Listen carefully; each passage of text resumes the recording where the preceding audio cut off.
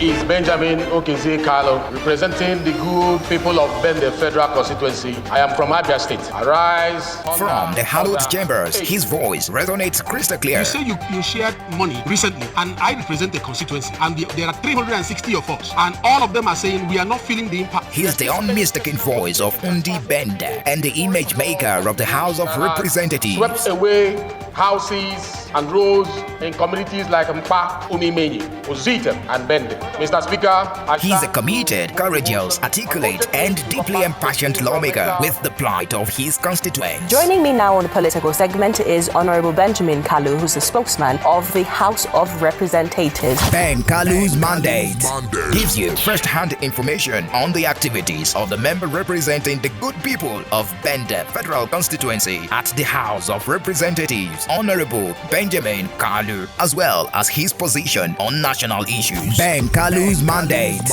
airs on Flow 94.9 FM, Vision Africa 104.1 FM, and Real 99.1 FM every Tuesday by 10:30 a.m. Ben Kalu's mandate. Gains of quality representation.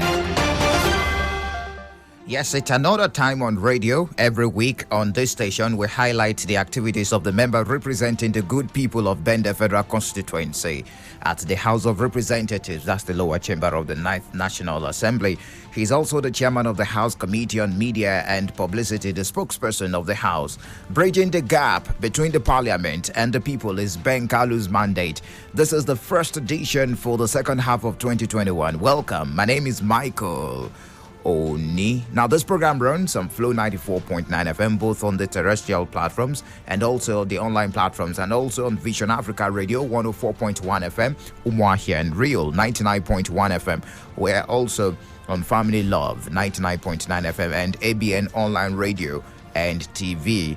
Representative Benjamin Okeze Kalu is joining us virtually as usual, and today is a special edition because we're having a guest who will be joining us also on the program. Let's listen to Representative Benjamin Kalu first, and then we switch to our guest to talk on a very important issue just before we switch and return to our guest on the program. Glad to have you join us, Representative Benjamin Okeze Kalu. Welcome to Ben Kalu's mandate.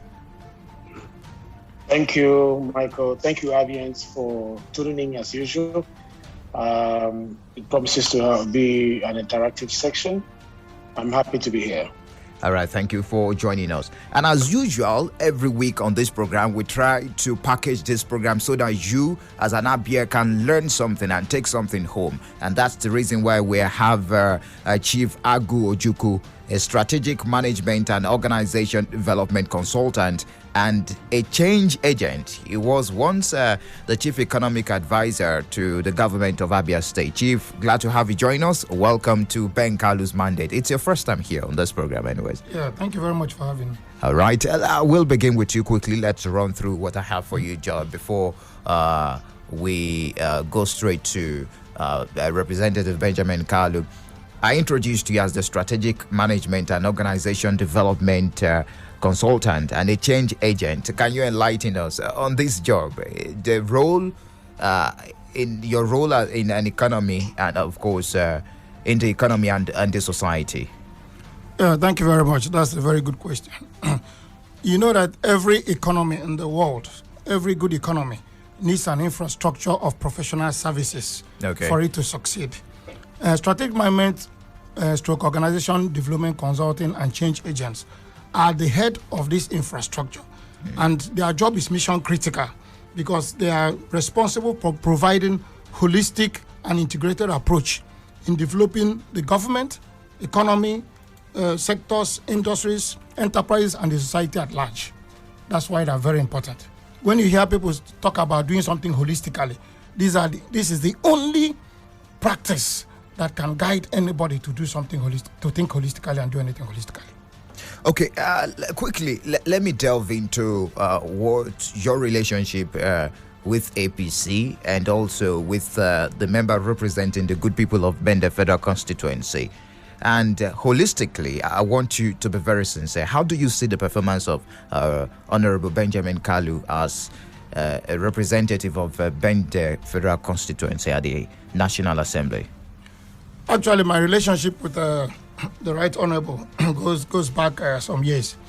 When I was Chief Economic Advisor to the government of Abia State, he was also in the government. Okay. And I was very shocked the first day I met him, because most people don't understand the role of their colleagues.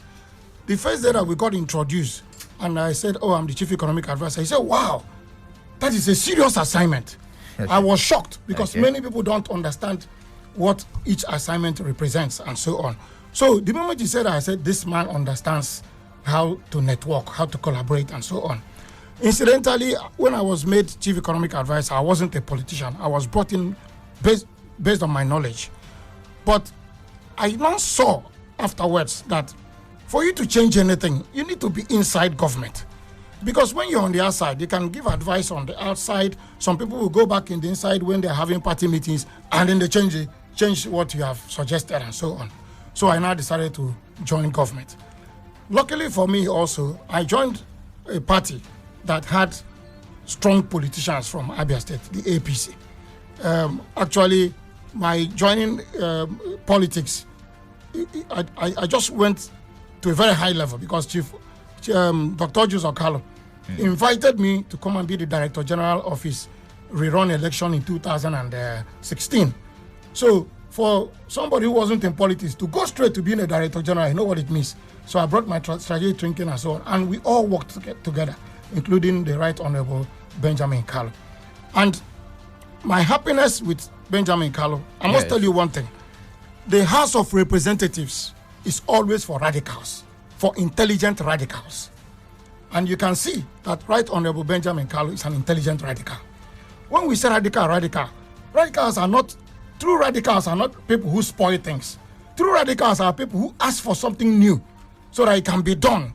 Something like not the status quo, who want to improve the status quo and so on. Those are the real radicals because they cause the change that needs to happen.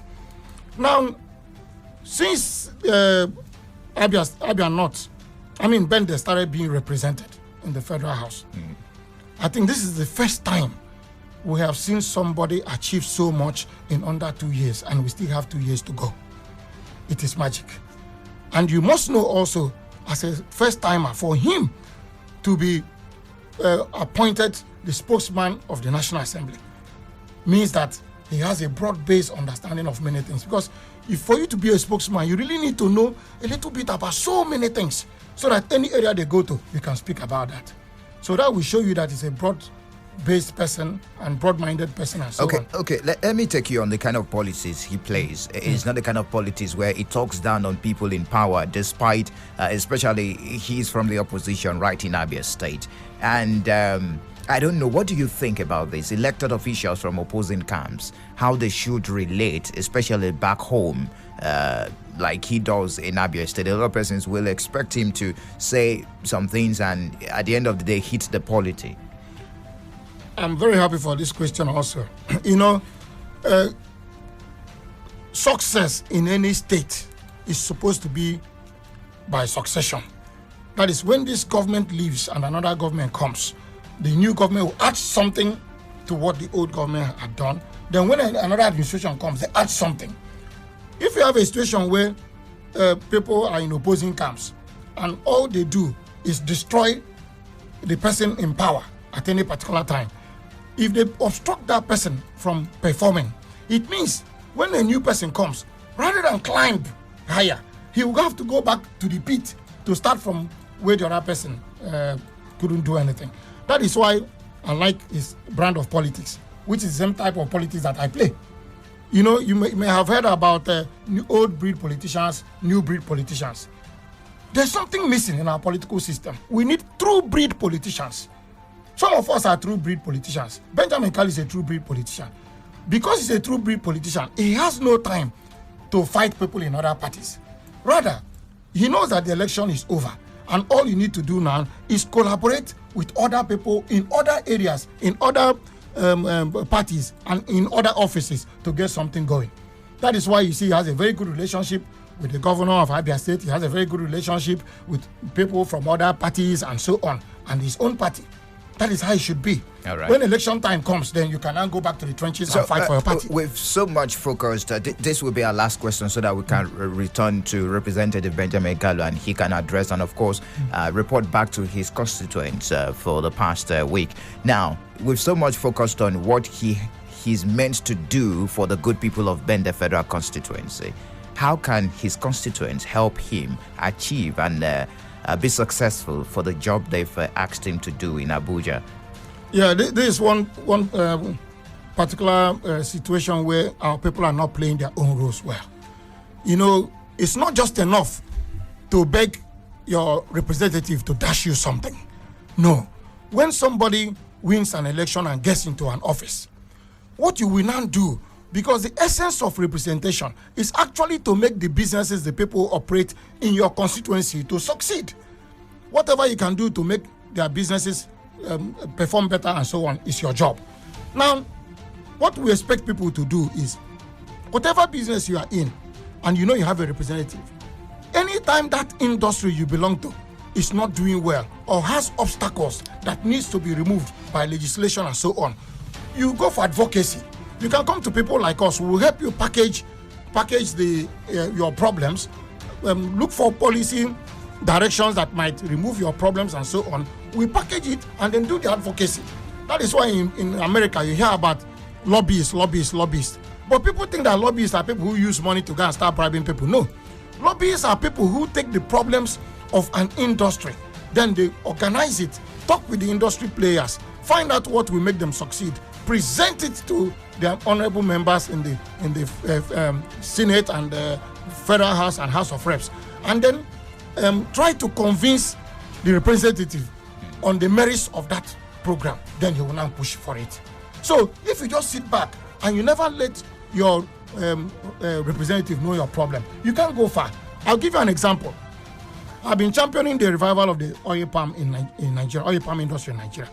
As soon as Right Honorable Benjamin Kalu won his election and Senator Joseph Kalu, I immediately approached them and told them what we need to do.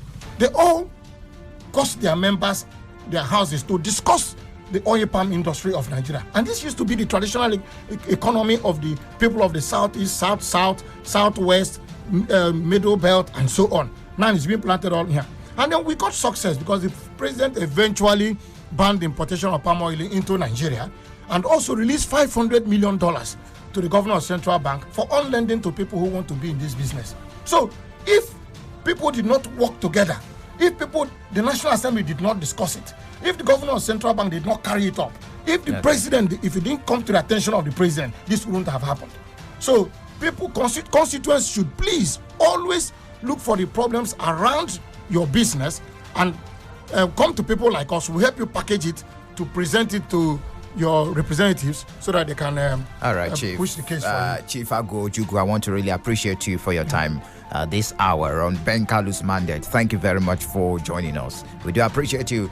Chief is a strategic management organization development consultant and change agent. He was once the chief economic advisor to the government of Abia State. Thank you very much for joining us. Thank you for having me. Is Benjamin Okeze Kalu, representing the good people of Bende Federal Constituency. I am from Abia State. Arise. From the hallowed chambers, his voice resonates crystal clear. You say you shared money recently, and I represent a constituency, and there are 360 of us, and all of them are saying we are not feeling the impact. He's the unmistaken voice of Undi Bende and the image maker of the House of Representatives. Swept away houses and roads in communities like Mpa, Umimenyi, Ozita, and Bende. Mr. Speaker, he's a committed, courageous, articulate, and deeply impassioned lawmaker with the plight of his constituents. Joining me now on the political segment is Honorable Benjamin Kalu, who's the spokesman of the House of Representatives. Ben Kalu's mandate gives you first-hand information on the activities of the member representing the good people of Bende Federal Constituency at the House of Representatives, Honorable Benjamin Kalu, as well as his position on national issues. Ben Kalu's mandate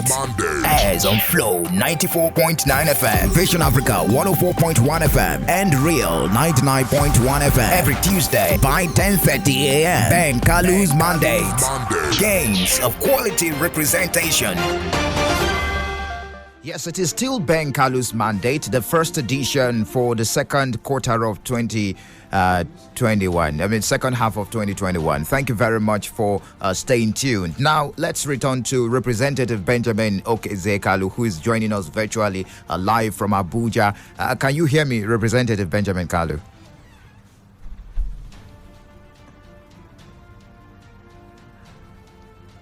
Yeah, I can hear you. Okay, great. Let's begin with the ripple effect of the petroleum industry bill passed by the House of Representatives. We had you last week on the platform. You spoke about this. The news of this passage of the petroleum industry bill hit the airwaves like a tsunami last week, and sparking surprise, disbelief, and confusion among our stakeholders in the Nigerian oil and gas industry. And reactions have continued to trail this passage. Interest of the host communities, the oil companies, especially the frontier basins. And also we need more clarification on that. You know the division and the sentiment of some Nigerians along region lines, the north and the south. And it's been seen as the north got what it wanted to prospect the hydrocarbons in its section of the country, with the proposal to commit NNPC Limited to dedicate 30% of its profit from oil and gas to search for crude oil in the frontier basin. So why did the committee recommended Frontier Basins Exploration Fund as high as 30%?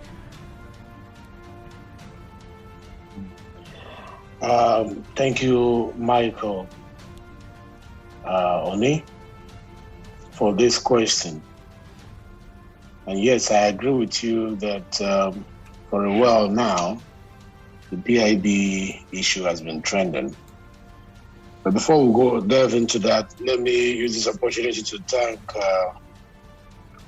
my elder brother who just appeared on the show now, one of the resource persons that we have in Bender Federal Constituency. There are many of them with wealth of experience in various diverse fields of life. He only gave you a little clip of what he does today. I'm sure subsequently he will spend time in comprehensively discussing the benefits of going into the palm oil industry. Okay. Especially for our people in Bende who are known as farmers, because while we talk about oil and gas and the transition that is going from fossil fuel to renewable energy, truth be told that palm oil has come to stay. There'll be no transition from palm oil into something else. And the price of palm oil in the market at the moment is competing with fossil fuel, if not more, better price than fossil fuel. And you don't need any bill that will energize you to plant it. So why don't we start planting? I've gotten my own thousands of seedlings, and I'm working towards having them around in Bender Federal Constituency. It's not about talking politics every time on this platform. We should talk about how to have a sustainable economic growth for our people. And palm oil is one of them. Next time, we're going to give him opportunity to break it down, not to talk about politics, not to talk about me, but to tell our people all that has to do with the benefits of palm oil. Now, next oil is oil and gas. And as you know, like I've always said, that the law governing this oil and gas is obsolete. Exactly 9 years after the independence in 1960, we came up on the 27th of November 1969 to create a legal framework known as the Petroleum Act 1969. But it is no longer serving the purpose for which it was created. It has made us unattractive to investors, seeing that we don't have all it takes to be able to explore and produce oil and gas.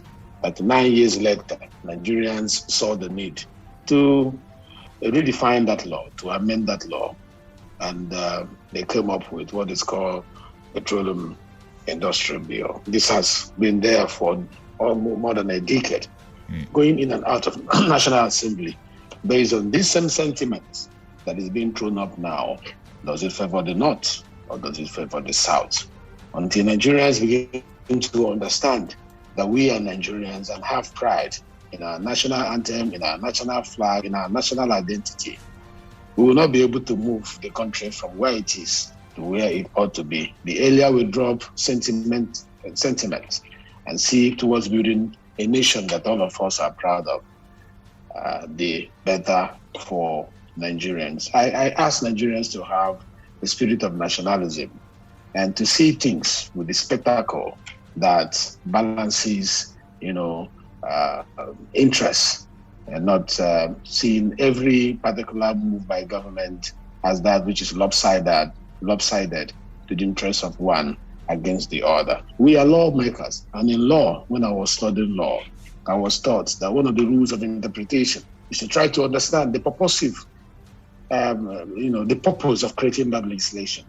It's called purposive interpretation of a piece of legislation. And you can only understand the purpose for which legislators legislated by seeking the mindset of the legislators. If they are alive, you ask them, or you look at documents or explanations or interpretation act that has to do with section that has to do with that particular act. We are still alive. The bill has not become an act yet. And if there is any explanation that is being sought, people who are not lawmakers should ask lawmakers what they had in mind in making those laws. These laws must be made now. We should stop playing to the gallery. If we don't, we are losing 200 billion every year. That is according to the report of 90. We're losing $200 billion every year. We should stop playing around. And we don't have the time. Time is of the essence in the exploration and the production of oil and gas, because the transition timetable of energy from fossil to renewable energy is very short. The end of the road is pegged at 2050, though there will still be the use of oil and gas, but the value will not be as much as it is currently. Remember what happened to our coal in Enugu State during the pre-colonial and colonial days. Today, the coal and its worth is nothing to write home about. People don't believe it will happen to oil and gas. It will, if we cease to do something now. What do we need to do? What we need to do is to make sure we tailor the framework to reflect the needs of both the host nation. I'm not talking about host communities only now. The host nation and also the IOCs. If you build your law to favor one against the other, it will be lopsided. It will not achieve the aim. But for us to be attractive, we must make sure that the law is also appealing to those who want to bring in their money to invest here. Because every investor is always looking for the exit route. Is it going to be profitable or is it not going to be profitable? The ROI is what impresses those who are bringing the foreign direct investment. If Ghana is better for them because they're making more profit there, Cameroon is better for them, Equatorial Guinea is making better for them, why should they come to Nigeria? What is so special about Nigeria that they will come and put their money here and get less? We have to assure them that they will put their money here and get more for them to come in here and help us within these remaining 15, 20 or 25 years to leverage the best value from the wealth that we have. So in doing so, certain issues need to be balanced. The host communities, I'm sure you have not raised the issue on that. You are raising the issue with regards to the frontier state. What is it all about? Why did we put in more money there? Based on the definition of the interpretation section of this particular bill, which is found in section 318, it means basins defined as frontier in a regulation issued by the Commission, which rules as highlighted in section 9, is majorly to carry out exploration of unassigned acreages in Nigeria. This is usually through a data acquired and interpreted under a petroleum license, which is the judgment of the Commission. In the judgment of the Commission, it requires testing and drilling of identifiable prospects and leads. Emphasis on identifiable prospects and leads for which no commercial entity has shown interest. It is the commission, not the states, where the frontiers are located, that will rely on the provision of Section 64K to request the NNPC Limited to handle such services. Not the state handling it, not the state touching the money, but the commission requesting that NNPC to handle it at a fee that will be paid not to the state, but to NNPC, not to the frontier state. Emphasis on to NNPC, not to the frontier state. And this money will be paid from the Frontier Exploration Fund as established by the Act. This point needs to be made that, many people have the, assumption that when you talk about Frontier Exploration Fund, the money goes to the state. So which means state A, B, C, D, E, F in the north is now the frontier states, and then let's put money to the states there. No, there is a commission that is set up. Okay. And there is a provision guiding the operation of this commission. And they will rely on Section 64K of this particular bill to commission NNPC Limited based on data, verifiable data that have been collected, scientifically collected. So you don't wake up and say, I am a frontier state and will send money to come and be wasting time, drilling in your place. It must have been scientifically collected, and there is the potential of having a commercial quantity there before they can go in. As we speak now, they've only identified 6 in the entire country, and 3 they are in the north, and 3 in the south. You talk about Anambra, you talk about Calabar, Cross River State, and also there is this assumption that there is one in Lagos State, and then you look at the Benue Trough, you look at Bauchi, and also I think there is one in Jos or in Plateau State or thereabout. So, and this money is not going to the state; it's going to the fund that will be administered by the commission. When you talk about the fund, though many have questioned this, like you are questioning now, but it is right to state that, granted that the area of renewable energy, because people are saying, if we say we are going from fossil fuel to renewable energy, why do we need to explore? Why do we need to, spend the money that we have gotten from our gas profit and our oil profit to explore? That has been the question. But we should not concede to abandoning our untapped oil and gas wealth spread across the length and breadth of Nigeria. It will amount to ignorance to claim that oil and gas only resides in the bowels of the Niger Delta. Technology has proven this wrong. There are scientific evidence that oil and gas have been found in commercial quantities in other parts of Nigeria. This is a good news, not a bad one, that should be celebrated. And since the Drake well of 1859, the way oil and gas is discovered has been impacted by evolutionary technology. And that so positively, it has been argued that increasing the exploration activities will help Nigeria increase her reserve, with a resultant increase in our political influence over important decisions among committee of oil producing nations when we gather. To do this well, we must adopt the use of best technologies like digitalization, like data analysis, like artificial intelligence, like what they call the big data, and etc., in the exploration of oil and gas. And this takes huge funding.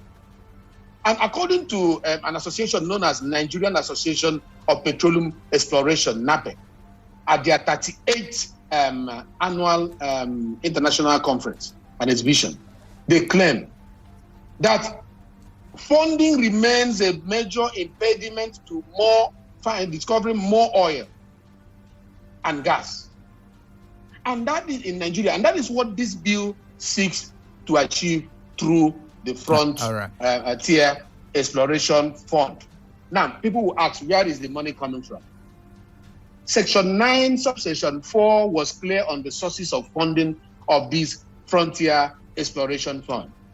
You will find 10% rate on petroleum prospecting license and 10% rate on petroleum mining leases and then 30% of NNPC Limited's profits on gas and oil. Also, as found in production sharing, as found in rich service contracts, and not the rest of them. To apply this fund, it is important to know that the application of the fund shall be for all basins simultaneously. Emphasis on all basins.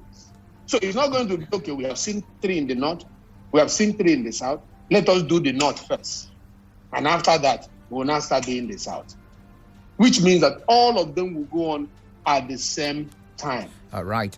So we must take note of this. You are not to buy the propagandist theory that it was designed to discriminate against the South.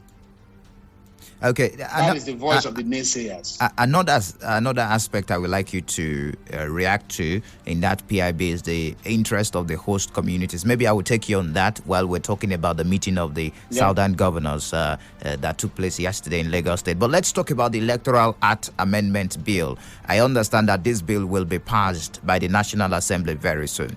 The sanctity of the ballot, the credibility of the electoral process, and the integrity of the INEC officials have constantly come under intense debate since the return to democracy in 1999. And Nigerians are hoping that these challenges will be corrected by this electoral amendment bill to rekindle the hopes and the confidence of Nigerians. Now, there is this allegation that there is an attempt to include a particular section that completely outlaws transmission of votes by electronic means into the new Electoral Act Amendment bill, a situation that is already generating tension among lawmakers. So what do you make of this development, Representative Benjamin Kalu? Thank you, Michael. As we promised when we emerged as the 9th Assembly through our legislative agenda, Electoral Acts, just like PIB, happened to be one of the issues we decided to put on the front banner because we saw how Nigerians wanted a change in the advancement of our democracy.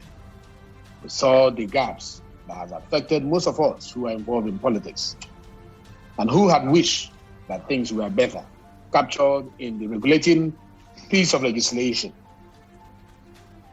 that is the Electoral Act.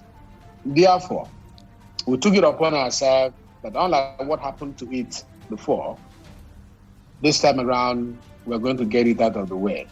It's one of the tables that we intended to shake. We promised that we're going to be shaking tables for the sake of nation building. We have done that with the budget. We never believed we'll return the calendar January to December. Today, we've done it back to back, and a successful story. Nigeria is benefiting from that.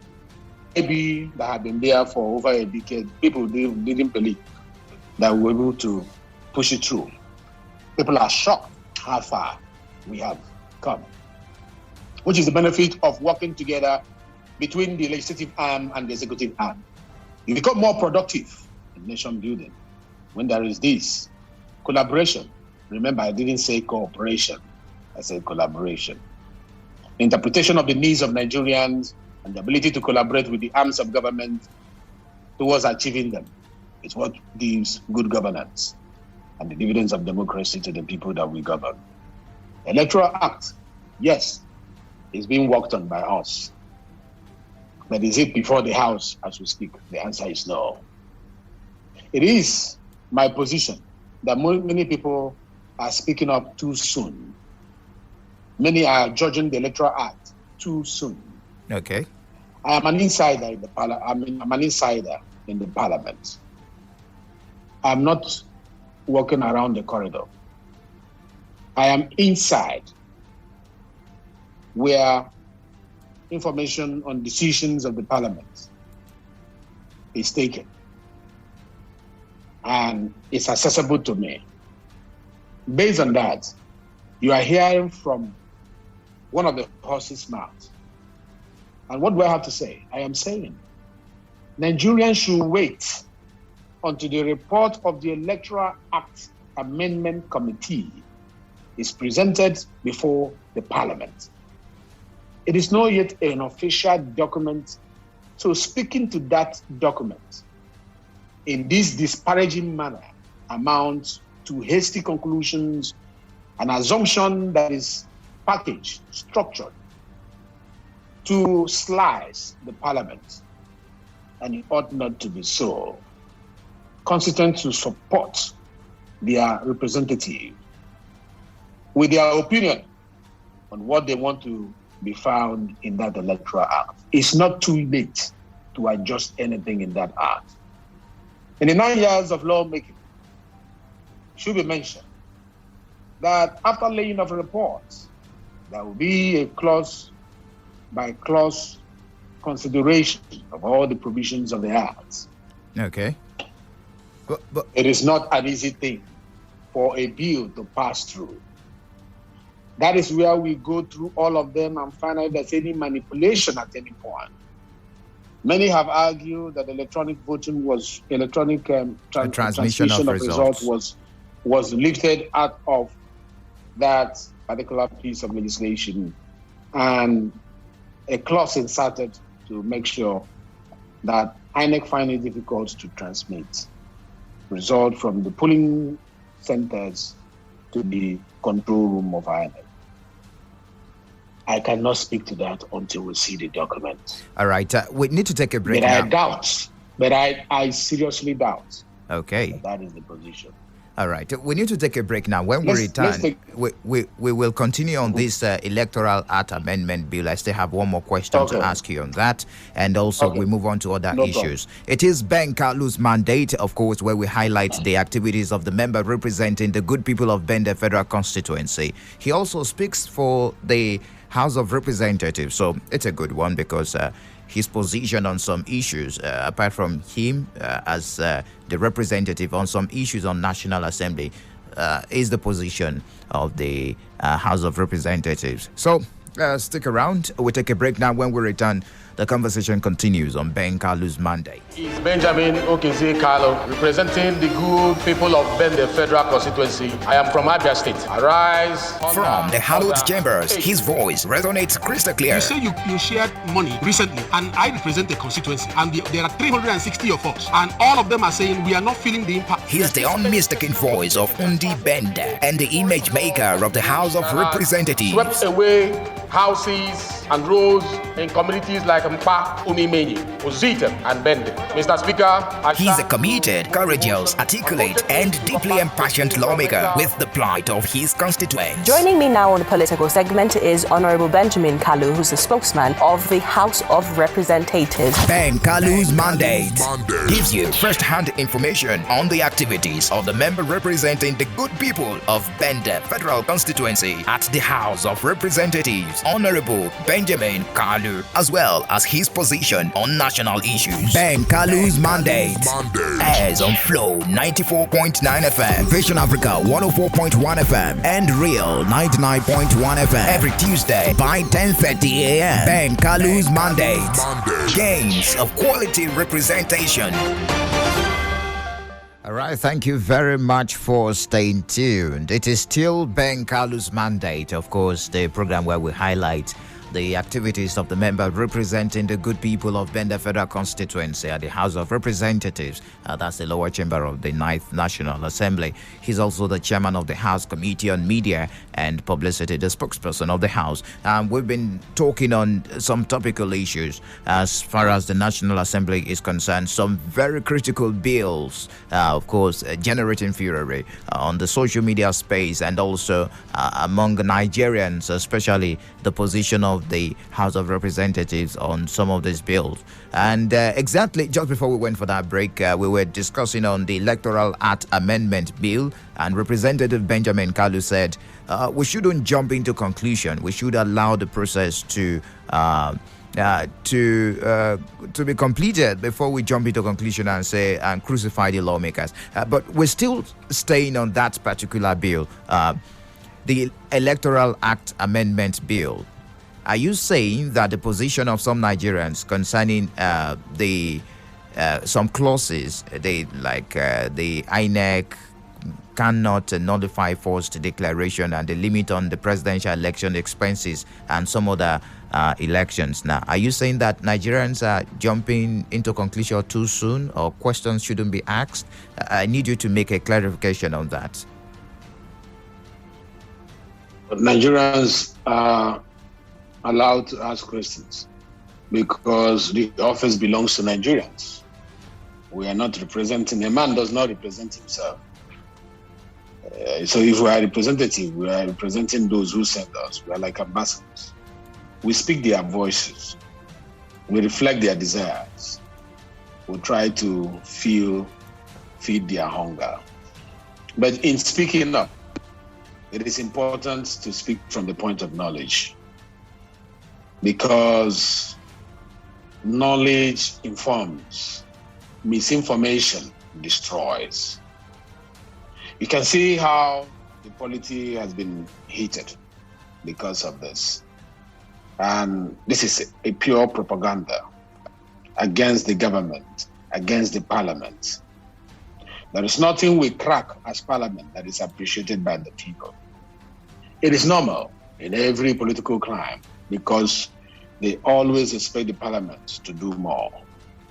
So my answer to what you say is that the right of expression belongs to Nigerians. They can express, but let them express knowledgeably. What is my proposal? My proposal is that if there is any suspicion about any act which the parliament is about to be engaged in, and you are not comfortable with it, as a constituent, immediately approach your representative. The act of parliament, parliamentary practice, is not on the pages of newspaper, radio, or television channel. Parliamentary practice is done in the chambers, and the voice is not heard through radio, it's heard through your representative. Use them. Tell me, as an Abian, we don't want 1, 2, 3, 4, 5. Please look out for 1, 2, 3, 4. But don't conclude that we have concluded on that position. It is only when it passes through the House and we are there and we allow it to pass, that is when you can raise doors. For me, my constituents in Bende, the great minds in Bende, like the man who just spoke now, and I mentioned there are so many great minds where I come from, and I celebrate them. And that is why I'm careful, because they are watching me like a hawk. They are educated, they are wealthy, they are exposed, and they are watching you to see if you represent their interests. They have asked me to ensure that the electronic transmission of results must be in that electoral bill. And I'm going to stand in for that. And I'm going to fight for it. If they bring the bill and I don't see it there in that particular section, I will raise doors. That is what representation is all about. So if there are issues you are not, they have also asked me to condemn the amount that is specified for most of the offices. I am looking at that and whether or not it will be an objective position to be so inclined. Okay. But the ones I have been convinced based on the accessible information, I can assure my constituents that definitely I will stand in for them. And I encourage other House of Rep members to do the same. And other constituents, reach out to your member representing you and canvass your opinions about issues that is coming before the parliament. All right, let's move on. I understand you will be representing President Muhammadu Buhari this week to commission a project in a neighboring state, in Imo State. Can you let us into that? It looks like you're part of the caucus, like they say it, running the affairs of the nation. They say there are some kitchen cabinet, those people that are close to the president. Does this mean that you're very close to Mr. President? Yeah, the information we got was correct. Okay. That Mr. President himself nominated me to represent him, which means he wants me to be the president of Nigeria in few minutes where you'll be addressed as Mr. President, ably represented by Honorable Benjamin Kalu. It's an honor, no matter how you look at it, that among the whole citizens of Nigeria, Mr. President will find you worthy to stand in his shoes, for a few minutes, to discharge his responsibility during the commissioning of a project. That shows that he listens to this program, and he also knows how much I believe in the work this government is doing. That though we are three arms of government, that will remain one government. You see, why I'm a believer in what the government is doing is because there's never been a time we felt the impact of infrastructural development in our area, especially where I come from, in Bende, in Abia North, the way we have felt it in this administration. And to that, I'm very grateful. And I will preach it to the high heaven. And if we do a critical analysis, truth be told, Mr. President has done a lot. But the people who are handling the PR of Mr. President should step up and do more by letting people know the achievement of Mr. President. They are taking it for granted that Nigerians need to know. No, there must be an agency like the National Orientation Agency, like the Ministry of Information. They should be out there not pressing, but educating the people, for people to know the amount of dividends of democracy in a comparative formula between now and then, how far we have gone by this government. Within the 6 years of his administration and my 2 years of joining this particular government, I can assure you, a lot have been done. While we talk about insecurity, which we have not done so well, but there are other places that we have measured so highly. And it is high time we started mentioning it for people to admire the government of APC and how far we have gone. Not just talking about the burn of this administration. Let us talk about the blessings that have been brought by this administration. So, yes, one of these days I'll be representing him in Imo State for the commissioning of a project that he did for us. Okay, let me... A project that he approved for us. Okay.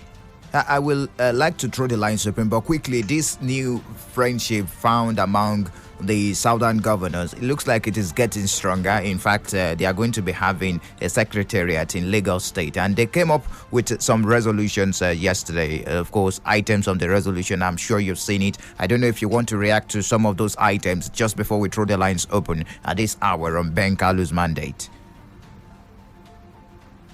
To be honest, I like what the southern governors are doing. But I was not happy that it was only one governor that attended. It was only Governor Ugwuanyi from the southeast that attended.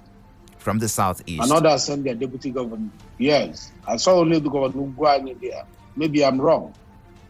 But it was. I don't think for us to be taken seriously that such a meeting should be delegated to deputy governors. I'm not saying deputy governors have nothing to offer. No, at this stage, the teaching stage of this, they are coming together. I think the governors should make our time, clear their calendar to always be present, in discussing. Not because they want to show force, but they want to assure us who are watching them, who they need to harvest loyalty and cohesion from. They want to assure us that we can build confidence in the work they are doing in ensuring that the southern regional, economic, political agenda is being fine-tuned by them for the progress of the nation. To treat it with levity is to the detriment of how seriously that particular approach will be taken by Nigerians. So I encourage them. I support them. Their voice should be heard. The voice of the South should be heard through them. And I condemn those who are saying that the Southern governors should not be meeting. Why? Who said so? Which constitutional provision said so? That the right of association and right of expression is limited to those who are governed, not those who are governed. Who says I cannot associate with other lawmakers to be able to provide solutions? Who says I cannot put together the lawmakers in the southern region and begin to discuss issues that affect the southern region interests? All right. The same way it is being done in other parts of the country. That is what the southern governors are doing, and we commend them for that. But we may not, approve all their resolutions. But the ones that we are happy with, we will always support. All right. At the moment that they are meeting is enough. And Lagos is a good place to put the headquarters of the southern region. All right. We need to throw the lines open right now. The conversation is not complete except we have your contribution. I mean, you listening at home. So it is still Ben Kalu's mandate. We've been speaking on several issues and, of course, being answered to by Representative Benjamin Okeze Kalu. He's the spokesperson of the House of Representatives. 0808 182 6949 or 0811 605 2949. Also drop messages on 0906 510 8289. Glad to have you join us. What's your name? Thank you, Mike. Good morning. You're welcome. Yes, my name is Chief Ndubisi Owaduneke from Mba Mbende Federal Constituency. All right, Chief. And my honorable there is my very good personal friend and admirer. I admire him. The issue of Southern Governors meeting. Hello? Yes, go on, Chief. Go on, okay. Chief. The issue of Southern Governors meeting is a crucial matter, like my honorable pointed out, that should not be treated with levity. There is no reason why the governors, except the governor that was not present in the country when that meeting was holding, there was no reason for any of the Southeast governors to be absent in that meeting. In 1967, we were kind of taken aback when they said the Southwest region, the seat in the Southeast, into declaring the Federal Republic of Biafra. And this moment in 2021, there is an effort being engineered by the Southwest governors for South-South single voice in Nigerian politics. And some of our governors are doing hide and seek game. It is unacceptable by the generality of Nigerians. And I salute you, my honorable Benjamin Kalu. Please wish me a happy birthday. Today is my birthday. All right. Happy birthday to you, Chief. Honorable, are you hearing me? He is what I want him to. He knows me. He knows me in person. Happy birthday. Well done, my honorable. But remember that. All right. Thank you very much, Chief. We have to allow others also. Glad to have you join us. Welcome to Ben Kalu's mandate.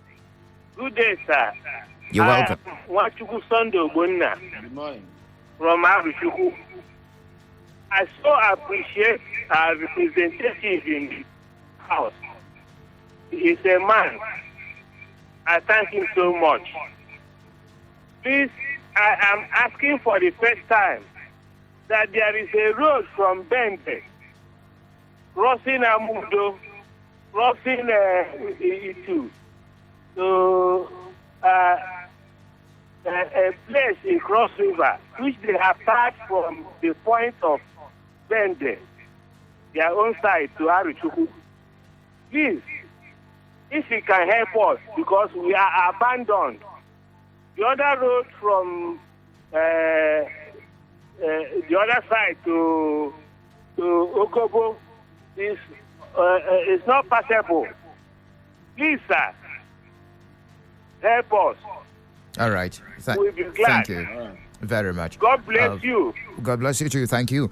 This one says, WT says, I greet you all. Well done, Honorable, for proper clarification on the PIB. Let's take this. Glad to have you join us at this hour. What's your name? You're live on radio. All right. Glad to have you join us. What's your name? You're welcome to Ben Kalu's mandate. Good morning. Yes, you're welcome. Okay. This is my Emmanuel on the line. Where are you calling from? I'm calling from Umuahia. All right. What's your question or your contribution? Okay. Please, I want to plead on behalf of Bende. I'm from Bende. The road leading from Bende to Okpereni. Please, I want to plead on them to do something for us. The road is very bad, and the people living there are suffering, especially during rainy season. Please, I know he can do more. Please, thank you. All right. Thank you for sharing that with us. Glad to have you join us. What's your name? Good morning. Yes, you're welcome. Good morning. This is Mr. Frank. I'm calling you from Liberia. What? All right. You're calling from Igbere. What's your contribution?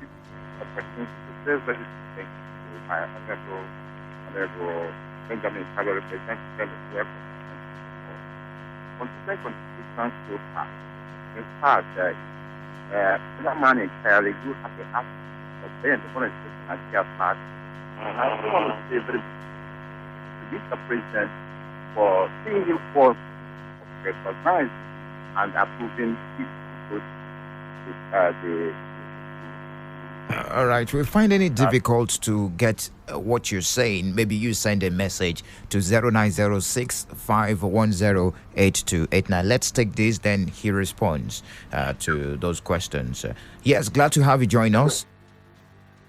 Yes, I'm You're welcome. Yes. Well, the line is bad. Yes, glad to have you join us. What's your name? Hello. Move away from your radio set, please. All right, let's move on. Take just one for the road before I allow Representative Benjamin Kalu to respond to your questions. Glad to have you join us. Yeah, good morning, Michael Oni. You're welcome. It's Alvan. I'm calling you from Ben. All right, Alvan. Hello. Yes, go on, Alvan. Your question. Yeah, my question is with regards to the EIBP that was recently passed by the House. And the reports coming from it, especially as it concerns the percentage allocated to the host community. I want to ask Honorable, what is his position? Because down here, we are not happy, that oil producing areas will only be given 3%, while, other areas that we don't even have this thing will be allocated 30%. So that is not acceptable by us. And all right, Alvan. We have just a minute and 30 seconds for the Honorable to respond to those questions. I hope he will be able to manage his time. Yes, you can respond to the questions now. All right. Chief, happy birthday, my friend from Mba. God bless you and grant you long life and good health. Thank you for tuning in, and your contribution has been noted. A call from Aruchuku about the Tumbus Road. I know the road he's talking about. I'm working with Fashola, with Dr. Kalu, to make sure we have that road all the way to joining Akwa Ibom. I don't think we'll get to Cross River, but from there, people going to Aruchuku can also access it. As you know, we attracted 12 billion naira worth of road.